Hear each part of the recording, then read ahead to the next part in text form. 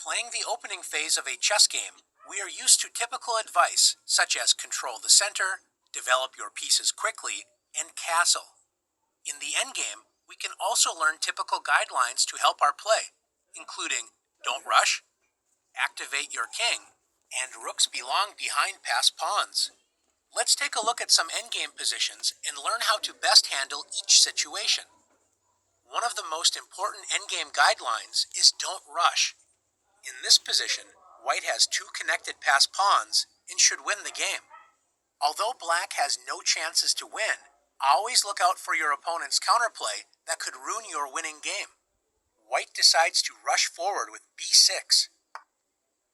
White has no sense of danger in this position. Notice the pawn on b6 is on the same diagonal as white's king on d4.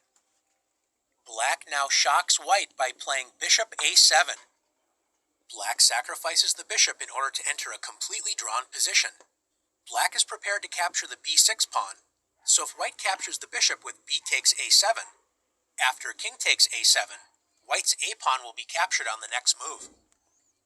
If white tries to guard the pawn, let's say with king c5, black can now enter a completely drawn endgame with bishop takes b6 check. The point of this sacrifice is that after king takes b6, in king b8, black is forced a classic rook pawn and wrong-colored bishop endgame. When you have a rook pawn, meaning a pawn on the h file or a file, if the promotion square is the opposite color as the bishop, this is a drawn endgame if the opponent's king can block the promotion square. Black's king will sit in the corner, moving between b8 and a8. There is no way to force the black king out. The game is drawn.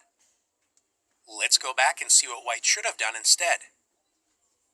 Since black has no threats in the position and is only trying to draw, white should be in no rush. One good endgame idea is to activate your king. White can improve the position of the king by playing king d5. And after black plays a waiting move, such as bishop g3, white plays king c6. White's king is very active and is ready to advance the pawns up the board. After bishop f2, should white rush forward and play b6? After b6, this would be a huge mistake because black can once again sacrifice the bishop with bishop takes b6, entering the same rook pawn and wrong bishop endgame. White simply has to prevent this trick by playing bishop to c5. White offers to trade bishops and win the king and pawn endgame. Black avoids the trade with bishop g3, and white is now ready to play b6. White waited to push the pawn to b6 until all of white's pieces were actively placed and when black did not have any counterplay. White is already threatening b7 check, followed by a7 checkmate. Let's take a look at another example. In this position, both sides have two connected passed pawns, and it looks like a difficult endgame battle lies ahead. With white to move, rather than rushing to figure out what to do, it is always useful to ask, what does my opponent want to play? Black could advance a pawn to a4, or develop the knight to c6 or d7. Notice that all three of these moves are on the a4 to e8 diagonal. White can completely prevent black's counterplay by taking over that diagonal with bishop to b5. By preventing black's counterplay, white's plan to advance the two passed pawns with the help of the king now becomes much stronger. Let's take a look at another position. In this position, both sides have equal material. White's bishop on c5 is active, and black's knight does not have a good way to move into white's position. You may think white's position is better, but one of the most important endgame tips to remember is that the king is an active piece. When most of the danger has been removed from the board, the king can become the strongest endgame piece. Notice that white has an unprotected pawn on a3, and black's king has a clear path to attack it. White's king, on the other hand, may have been safely tucked in the corner earlier when queens and rooks were on the board, but now it is poorly placed for the endgame. After king f7, black's king marches toward the weak a3 pawn. White tries to activate the king, and after king g1, king e6, king f2, and king d5. If white continues to try and bring the king to the defense of the queenside pawns, black's king will win the race. After king e3, king c4, king d2, and king b3, black will capture the a3 pawn and should win the endgame with careful play. Let's consider another defensive try for white. Instead of trying to move the king to the queenside, what if white tries to protect the a3 pawn with the bishop? After bishop e3, king c4, bishop c1, and king b3, it looks like white is hanging on after king e2. The power of the more active king is shown after king to c2. Black attacks the bishop, forcing it to move. After bishop d2, black wins the a3 pawn with king b2. Black attacks the pawn and also prevents white's bishop from returning to the c1 square.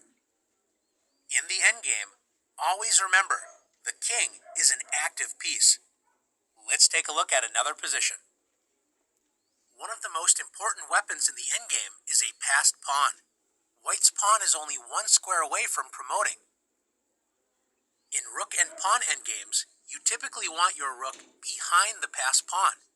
In this position, white's rook is in front of the pawn, and black immediately moves the rook behind the pawn with rook g5.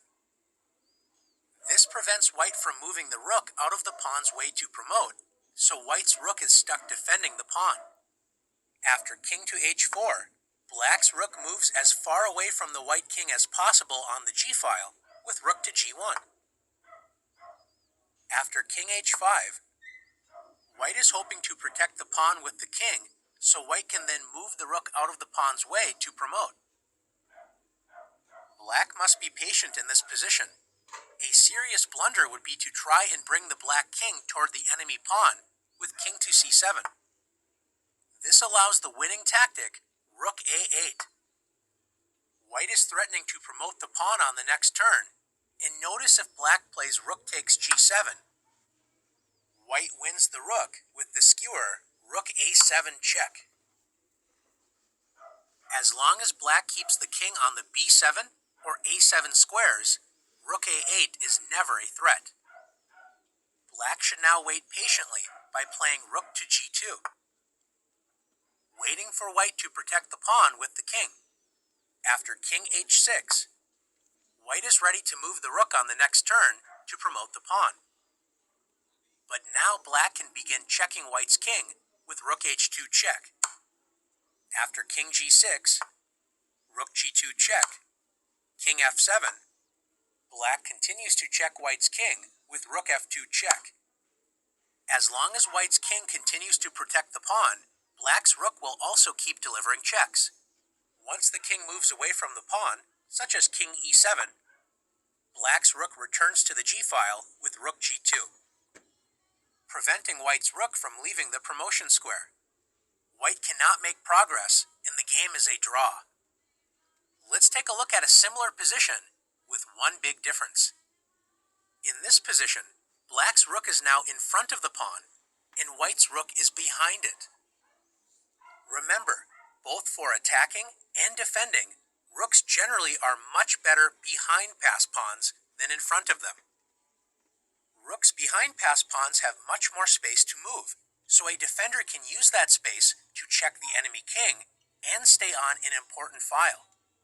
When a rook is in front of the pawn, it has much less space available and often runs out of squares.